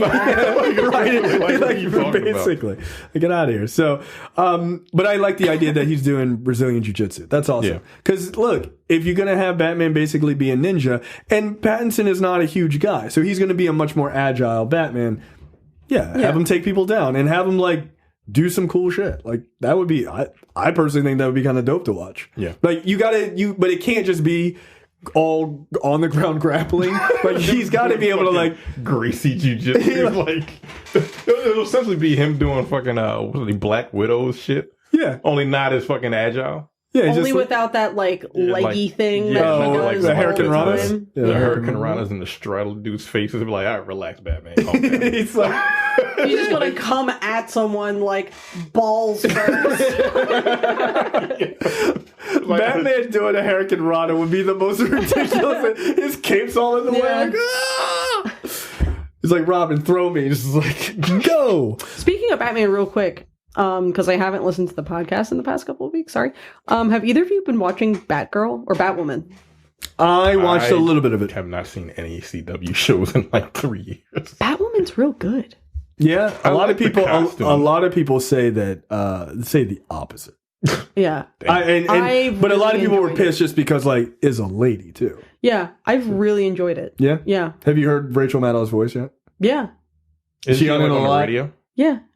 She's the woman on the radio. Yeah. Well, that's cool. I Yeah. might have to watch it.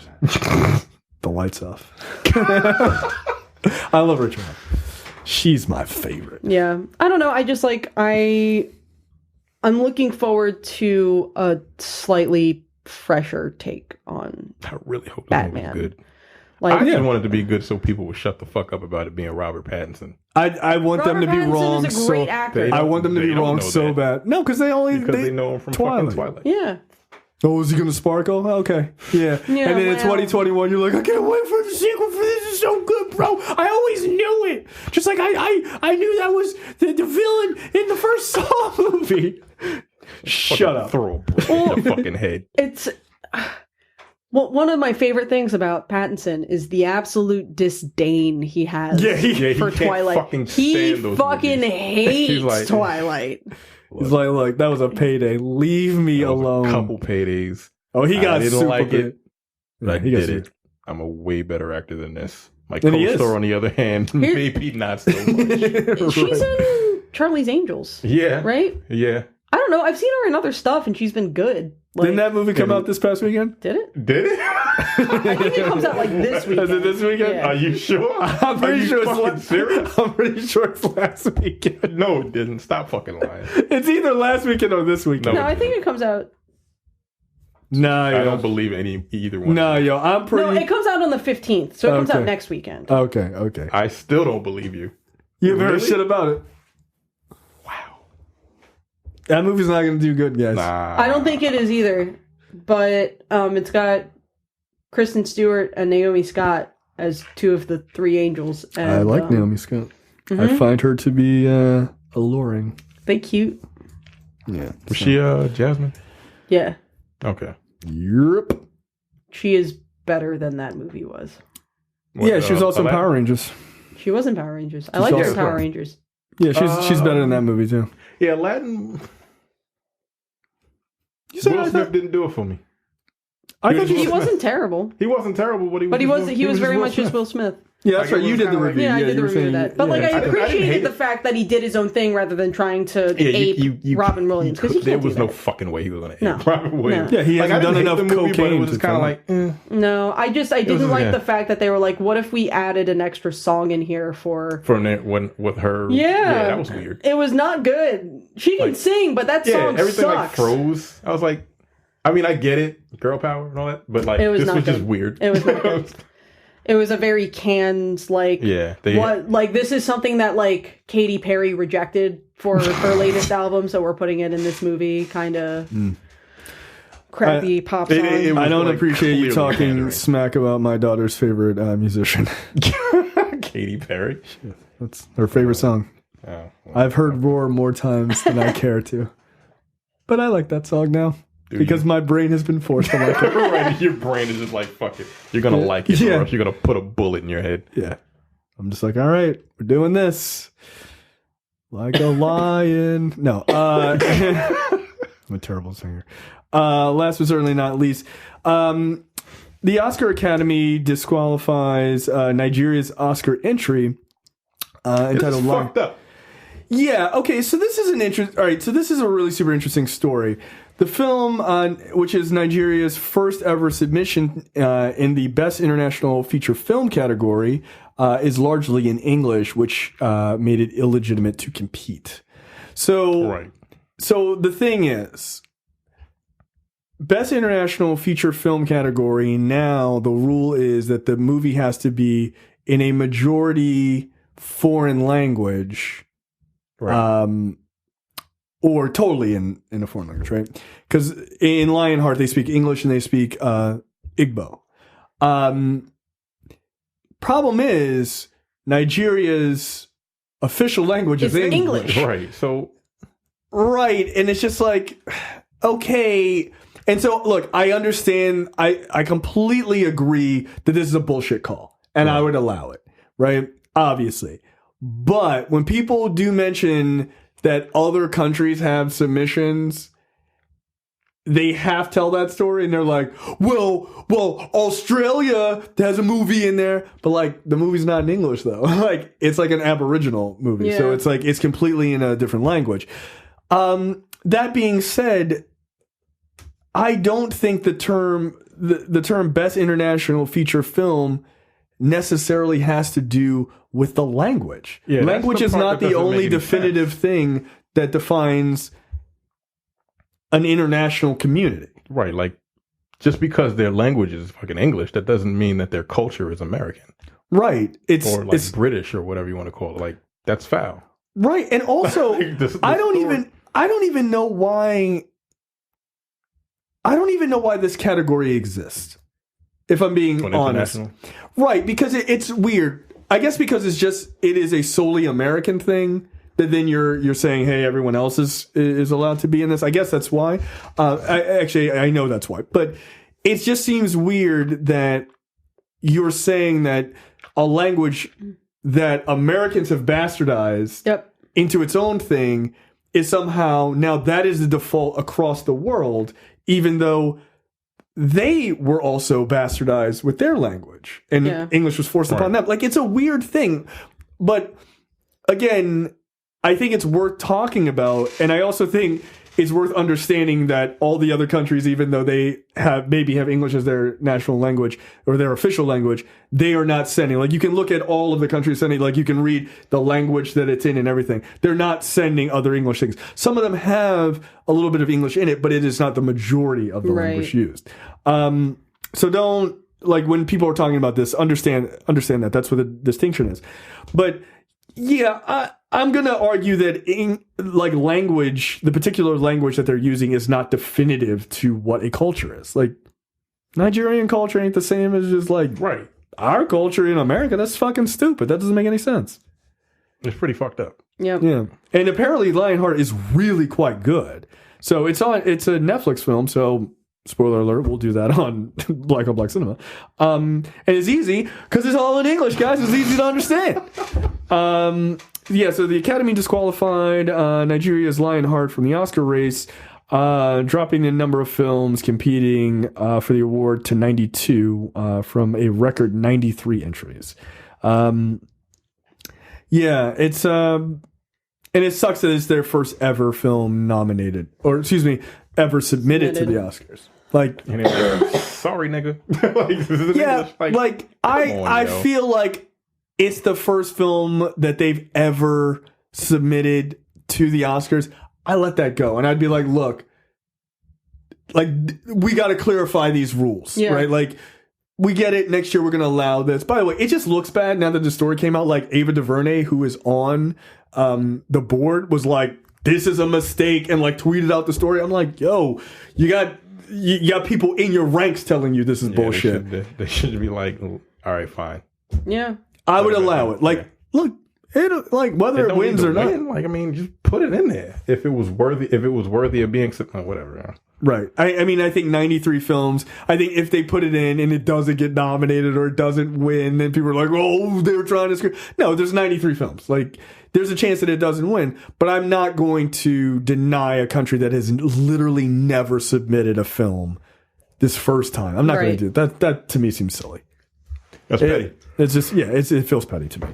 I mean, just do what you guys always do. In the words of Will Smith in Suicide Squad, just white people that shit. Just, just don't nominate it, even if it deserved it. I just thought that was fucked up. All right, no question of the week this week. What the fuck brought to you by JTD? Carrie, take it away. Man dies trying to eat 50 boiled eggs. Oh shit, he tried to do a Cool Hand Luke. For a stupid bet. Yeah, they bring that up.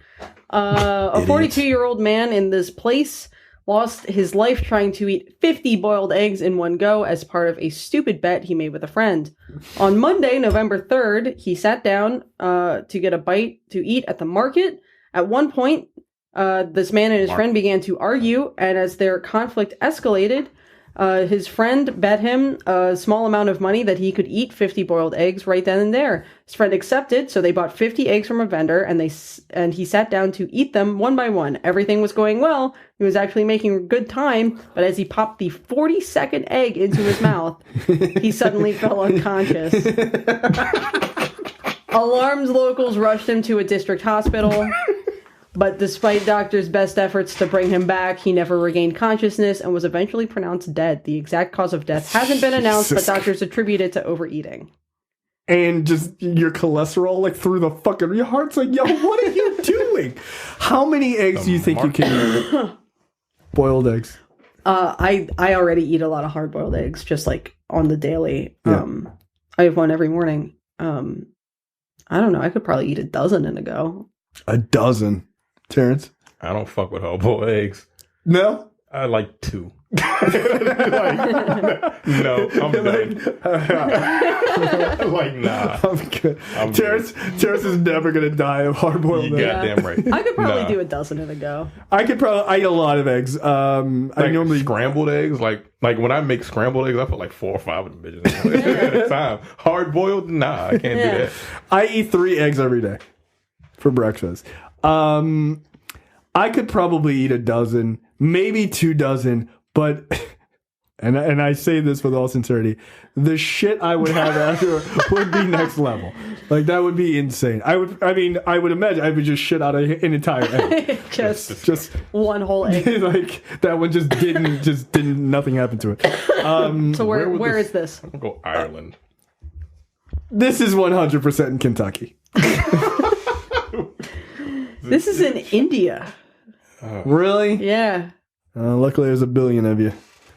Yeah, wow, dude fell on So yeah, they said 42 hard-boiled. No, eggs. he didn't fall. He died. Yeah. Reminiscent of the famous egg-eating scene in this 1967 Hollywood classic, Cool Hand Luke. Yeah. The extreme eating challenge is a lot more dangerous than most people realize. The total amount of eggs weighs around 3 pounds, and they make up a lot more volume than the average human stomach can handle without serious discomfort. Even competitive eaters have had trouble with eggs in the past. Their case in 2013 made headlines with a guy who was taking part in an Easter egg eating contest in the UK.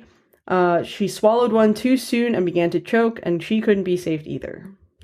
Yo, Would she just swallow the whole egg? If the goal is to eat as many as possible. No. Yeah. Yeah, because that would fill your throat. It's throat. Like, it's... Because, like, eggs, like... They expand. I don't even know that they really expand. Like, a hard-boiled egg, like, it takes up the same amount of volume. Like, it doesn't quite break So down just the same way. inhaling them? Like, what the fuck? You're not chewing them shits or nothing? The fuck is wrong with you? No. Oh, no. I like eggs, but I don't like eggs that much. However, Yeah. I have a slightly similar anecdote in my personal life. When I was in high school... Did you kill a guy by forcing him to eat 50 eggs? No, when I was in high school, a few friends of mine from class decided that after school they were going to walk to the McDonald's next door, and each of them was going to try and eat 50 McNuggets. And they... Like, I've done 30 McNuggets. Yeah, that's so gluttonous. It's so gross. I've eaten 20, and I felt like utter shit. I was basically...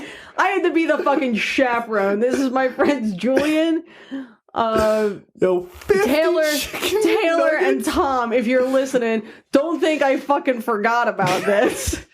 This is That's fucking 50, 2006, and these motherfuckers Yo, that's were like, way too old. Yo, what are you doing? Did they eat 50 chicken McNuggets? So basically, Did they they were actually- like, "Do you want to come watch us eat 50 chicken McNuggets?" And I was just like, Do I? Yeah, absolutely. Damn right I do. I can't wait to watch my friends die in front of me in a cheap And I McDonald's. remember fucking Julian walking up to the counter and being like, "Can I get 150 chicken McNuggets?" Yo. They come in 20, right? It was just like, no. Fuck off. Well, then She let was me like, get- they were like, no, like, we have the money, like, we're going to eat all of them, we're going to get, like, the booth in the back, and we're just going to sit there, and we're going to, however long it takes, we're going to eat all these McNuggets. Yeah, once and those she was nuggets like, get cold, gross. okay. Yeah, that's the problem. So they got 150 chicken McNuggets. Did they eat them all? I think by the time they got to like the 40th one, all of them had like hit that wall. The big I nugget think- wall. Yeah, 20 nuggets. So, like, I get a 20 piece. Whenever I get nuggets, I get a 20 piece. I usually and I get can a knock 10. that out easily. Yeah, 20 is not bad. Yeah, Yeah. like, If like I'm 30 feeling more? yeah. It's too many. I'm like, nah, I don't. I remember No. like Julian's girlfriend at the So time had gross. some like after school thing, and like she swung by and he was just like on the table like What I don't want to eat any more McNuggets, and I was just like, no, like you have to finish them, like I'm not letting you leave until Carrie you tried to finish kill these her McNuggets. friends via chicken McNugget. I think Tom was the only one who finished. Tom Did he Manning. really eat He 50 ate of them? 50. It took him Yo, your like, friend Tom is a fucking monster. Yeah. That's gross. Yeah, I wonder what he's up to. He's still shitting. He's on the toilet till this day. Yeah, Jesus Christ. Tom Harvey. Yeah, he just broke an O-ring right on the toilet that night. Jesus Christ. He's in fucking Norway or some shit. Yeah. Yeah, probably sticking his He's a ass. fucking like marine biologist now, so Yeah. whatever. Trying to find the next thing to deep fry and eat. Psycho. Yeah. Terrence, you're up. Oh my god, that's insane. A lot of McNuggets. That's too many. 20 is enough. It's enough. That's the line. Yeah. What kind of sauce do you guys get on your McNugget? Sweet and sour. I usually sour, go nothing less. barbecue Nothing for less. mine. I go barbecue or sweet and sour. Yeah. People get, was it honey on Honey it? mustard, like, ugh. No, fuck off. Absolutely not. It's gross. They should have like a spicy mustard. I would do that. That's basically what their like special sauce is. No, I want It's I want Coleman's. I want Like the stuff. special sauce for like their chicken deluxe. Yeah. Whatever the fuck you gotta. like Yeah, the I don't know. actual like tenders, the tenders, like yeah. the actual chicken that looks like chicken rather than whatever slurry they They make I don't McNuggets know on what the it. fuck that shit is, but it's delicious. It's delicious. Yeah, fuck that. It's pink when it comes out of the fucking the ice cream soft That's serve fine. machine. You think I give a Yeah. shit? No, you're eating McNuggets. No. It's clear that you do not. Man has screwdriver surgically removed from his rectum. Nice. Why are you putting that up there? Trying to force out the poop because of the Ate McNuggets. 50 McNuggets earlier that day. Florida. Did y'all Florida. Yeah. Whatever. A Florida man's mysterious abdominal pain was the mysterious abdominal pain. Mysterious. Yeah, he just shoved a fucking he shoved a screwdriver screwdriver up his ass, Was and the least he was of his confused doctor's about it. concern. Past. The whole thing. Oh, come on. He had a whole There's why is screwdriver. a handle. That's a sex thing. That's what that is. Is it? That's what that seems like. Concerned Or after they trying to discovered scratch a an terrible itch. Ew, I don't want that itch. They discovered an 8-inch screwdriver in his rectum. The unnamed 46-year-old man had suffered a near-fatal punctured bowel, resulting in septic shock that sent him to ER, according to the case report. Published in the Annals, the Annals of Medicine and Surgery. There you go. It took a CT scan to find out what was responsible for his symptoms, including a pain through his abdominal and pelvis. Yeah, it was Home abdomen Depot. and pelvis, sorry. His doctors from the Kendall Regional Medical Center in Miami wrote, sepsis had decayed part of the man's buttocks, which had to be removed to eliminate the source of the infection. His medical records showed a history of mental illness. Well, there you go. Yeah, no kidding. Including schizophrenia and bipolar disorder. The man reportedly failed to take his medication. The report said he was later treated for psychiatric distress. It's weird that Well, it's weird that he did all of these things and he also came out with that new album, Jesus is King. Sorry. God damn it. So yeah, he had issues and he shoved us look, if I had a mental disorder and that's what it caused me to do, look, yo. Give me all Look, the Just medicine. lock me the fuck I know people who have bipolar, and they don't put stuff in their butt like that. You don't know that. You don't That's know that. true, I don't know that. You don't know what they do in the I like privacy of to their think home. that they don't do that. At the very least, they just not haven't all been the sent way to the up. hospital for putting stuff in Yeah, their they butt. didn't do it all the way. They didn't go. They just went half-ass, not whole ass. Yeah, literally. Yeah, this is unacceptable. You know, Don't do don't shove screwdrivers up your ass. Yeah, They make things Into your specifically for shoving into your butt. They make stuff Yeah. for that. And they have little flanges at the end, so you don't go all the way up. Yeah. Yeah. Go to Amazon. but use our link. If you're gonna I do butt- if you're gonna didn't do even butt feel stuff. I didn't even feel right saying that, but I had to. Yeah, go to Amazon.com/Nerdpocalypse. I guess they Is that sell it? butt plugs Yeah. on Amazon. Yeah, there you go. Or no, that wasn't it. It's the nerdpocalypse.com/Amazon. Yeah, nerdpocalypse.com/Amazon for all your dildo needs. Just put butt stuff in the search bar. I'm sure. I'm sure it'll come I'm up. sure it'll come up. Jeff Bezos didn't make his billions not by selling Let me butt see. stuff. I'm gonna do that. I'm gonna see what comes up. You gonna open it up in an incognito window, or are you keeping that in your search history? Hold up. Yeah, because it's gonna be there we go. weird when that pops up when you're searching like a month from now. You're like, what the fuck? Who did this on my computer? All right, my story. Chinese bosses. Oh, I already sorry. Great. Right up front. Chinese bosses wash employees' feet to thank them for working hard. Never A bunch of shirts came up. I only do butt stuff at the gym. Beer, bacon, butt stuff. Cat butts, a coloring book. Okay. I've already got enough cat butts in my life. Bottom buddy toilet tissue wiping aid. What? There's a bunch of shirts and shit. This is boring. Is there like a filter on? No, they don't super sell it. I mean, I'm sure if you go to like... I'm sure if you search butt plug, it'll come up. I don't know. Does it? They sell... I have bought a vibrator off of Amazon before. Okay. I was gonna say I know they sell things that they refer to as like electric massagers. Oh, yeah. Personal massagers. That's what it's called. Yeah. Oh, is that what that's called? Yeah. That's what they call them? Personal massagers? Yeah, you rub it on your neck. That's the... Yeah. Okay, guys. That's not PG way of saying dildo or vibrator. Okay. Jeff Bezos is like whatever brings in the money. Chinese bosses wash employees' feet to thank them for working hard. 2 executives at a cosmetic company in China recently drew praise, for the unusual way they are thanking their staff for their loyalty and hard work. I don't want anyone touching my feet. Ever. Ever. I don't care for it. Chinese bosses are notorious for subjecting their employees to arduous and horrific punishments for not releasing company sales goals. Personal massage. Yo, those are mad vibrators. Yeah. Yo, there's a lot of them. Yes. Yes, there are many. All right, relax. Relax. Why do you need so many? I don't need so many. I mean, like, why are there so many shapes and sizes? Well, you just put it on because the clit, everyone's different. The goober is different. But isn't the clit like essentially the same? That's where you put it, right?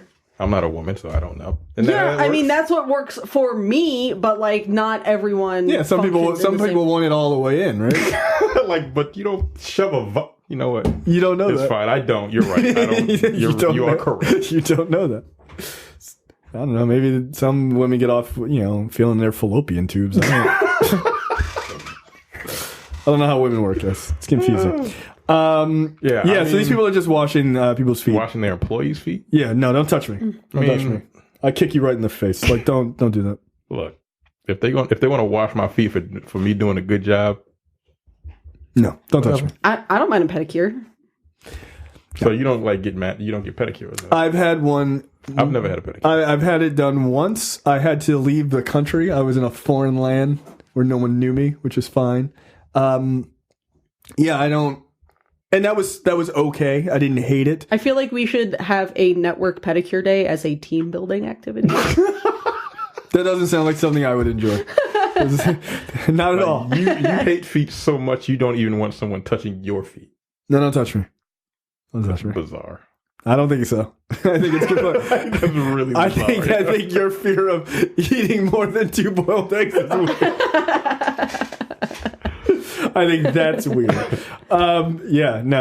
This doesn't sound appealing to me at all. That's strange, though. Why the fuck are they washing their feet for a job well done? Just give me just shake my hand like a man. It's fine. Give me a pay raise. Don't touch me. First up in trailers, The Banker. This is Apple Plus's first actual feature film that they're working on, starring Samuel L. Jackson and Anthony Mackie. This looks good. It looks very good, actually. And I'm happy to see it. I talked to Micah about this actually the other day, and he was saying it looks good because Anthony Mackie is not trying to be like a tough guy or whatever. He's just kind of playing it straight. And I think that's when he said it's best. Yeah. I also just really appreciate that you put a thick rimmed pair of glasses on Anthony Mackie. He looks like a fucking dork. Yeah, he does. Like a super nerd. Yeah, like an absolute super nerd. And I appreciate that he's not doing whatever Beijing nonsense he was doing at the end of Civil War with his beard. I was like, this is unacceptable, Sam. I don't care for this at all. So Falcon and Nick Fury are hanging out in this movie. But it's actually a true story about these 2 guys in the 60s trying to buy a bank. And of course, because black, they weren't allowed to. So they just hired this white guy who's like a blue collar guy. Beast. Yeah, they hired Beast. Yeah, it's very Marvel oriented. And they just taught him how to be like a fancier upper crust guy. So he could be the face of them buying the bank. So it's an interesting story. I'm waiting to see if people have a problem with this. for obvious reasons. I don't, because it's historic, and that's just the story that happened. But yeah, I'm sure people will find a reason to call Samuel L. Jackson and Anthony Mackie sellouts or whatever. So yeah, look forward to the banker, excuse me. The Invisible Man. This is a Blumhouse movie starring Elizabeth Moss. This looks really fucking good. Have you watched the trailer for this? I'm looking at it now. I didn't actually hear it. I didn't see any trailers before. So the premise is Elizabeth Moss was dating a guy, and he was like a crazy person. Like, he ended up being fucking crazy and stalking her or whatever. And then he ends up dying. And she's like, oh, but he leaves her like $5 million, right? Like, his estate and like $5 million. And she's like, okay, like, this guy's fucking crazy. And she then starts experiencing all this stuff where she thinks that there's this invisible person in her house fucking with her. And it turns out it is the guy. And it's that he was incredibly wealthy and he figured out a way to make himself invisible. And so he's torturing her, basically. And, you know, she's trying to convince people that there's an invisible man. And of course, you yelling that there's an invisible man makes you seem fucking insane. But yeah, it looks really good. So we'll see. I like this idea. Again, maybe they should have let Blumhouse do the Dark Universe. Like, I feel like they would have come up with better ideas. Like, this is a cool play on the Invisible Man. And they would have done it for like $27. Oh, 100%. 100%. But like, there's a scene where she's telling her friends like, oh, you know, this is like really fucked up and everything. And they're like, no, you know, you're just crazy. Like, you're just wilding out. And she's like, yo, there's someone sitting in that chair right over there. And you can see his body imprint in the leather chair. It's like, I fucking told you. So, it looks interesting with like some pretty cool effects and everything else. Yeah. So it's no Hollow Man. But. I like the idea of like a contemporary interpretation of the source material, which is it's a book from the 1800s. Like, right, exactly.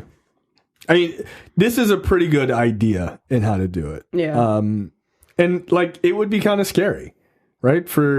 To have somebody who can move around and nobody see them and nobody believes you. Yeah. Apparently this was originally supposed to be in the Dark Universe. This particular one? Yes. Huh. That this is the film that was originally announced in 2016 as part of the Dark Universe. And then after The Mummy fucking flopped, they were like, JK. They could have. The funny thing is, they could have saved that universe, and The Mummy could have been a good movie if it decided what it wanted to be. It didn't know if it wanted to be comedic or if it wanted to be serious. And I just like, people are like, "Oh, Tom Cruise ruined that movie." No, whoever wrote that movie ruined that movie because it was trying to be too many things. Yeah. I can't believe I'm saying this. I cannot believe I'm saying this. I'm really excited for Bad Boys for Life. This trailer is really fucking good. God, every time I'm out, they pull me back in. Every time. They look like they're having such a good time, man. They really do. Martin Lawrence is just out of breath the whole time. It didn't do it for me. I'm in, man. Like, this is just Will Smith just being fucking Superman. Yeah. And I'm like, what the fuck? I like this kind of Will Smith, though. I prefer this than Oscar chasing Will Smith. Oh yeah, he's having a blast. He's loving this shit. But like, I'm gonna miss the Bad Boys 1 and 2 dynamic because like Martin can't do nothing. Like, he didn't do a lot in the first two, but like, he literally can't do anything in this one. Too fucking fat. Yeah, he is like mad out of shape in this one. He was in good shape in the first one. Yeah, he was. Yeah, he was like, it's just a thin guy. Oh, well, like a small guy. But yeah. I mean, he's talking about getting in shape. I saw him put out a video today. He's working out and shit. I'm like, all right, go ahead, Martin. Should have done it before the movie came out. Like a fucking just. This looks like John Wick 3. I mean, it looks super over the top. But I feel like these directors get this franchise. Like, it's it's bright. It's very Miami. It feels like a logical progression. I just want to see the two of them really cut it up. If this is going to be the last one, you got to go big. And there's a sequence where they're riding the motorcycles and Martin is literally in the sidecar. Yeah, with a fucking machine gun. Right. Like that's fine. If that's how it's going to work, that's how it's going to work. But clearly Will Smith is going to handle most of the physical action parts. But you know what? It just looks insane. Yeah, look, I'm in. It's going to be stupid. It's going to be crazy stupid, but I'm definitely in it. Yeah, shit looks like it in fact got real in this movie. So we'll see. I mean, it looks wild. I really hope they don't pull a Die Hard 5 or 6 or whichever one that was, because I hated that fucking movie. What was the last one? That was 5. That movie made me so fucking mad. That movie was good. No, it wasn't. It really wasn't. Agree to disagree. All right, that is it for us this week. Make sure you check out the other shows in the network. Dense Pixels this week. You guys were all back, which was good to hear, including Carrie in this week. You guys talk about Death Stranding, which was hilarious. I can't wait till you guys have actually played it because I really can't wait to hear what you think. But that was a good episode. A new episode to look forward is out right now called Shut Your Booming Ass Up. We had a good time on that episode. There's also a preview episode for Black on Black Cinema out where Mike and I sit down and talk about Kanye West and his schizophrenia? Choices. Inability to not be normal. So those things are out, and then we have a full episode of Black on Black Cinema coming up next week, which is on Us, the 2019 film by Jordan Peele. So check all those things out, and we will see you guys next time. Thanks. Bye. You're watching the Nerdpocalypse YouTube channel. Make sure you click that button to subscribe, and check out our weekly podcast where we talk about movie, TV, news, tech, and weird stories from around the internet.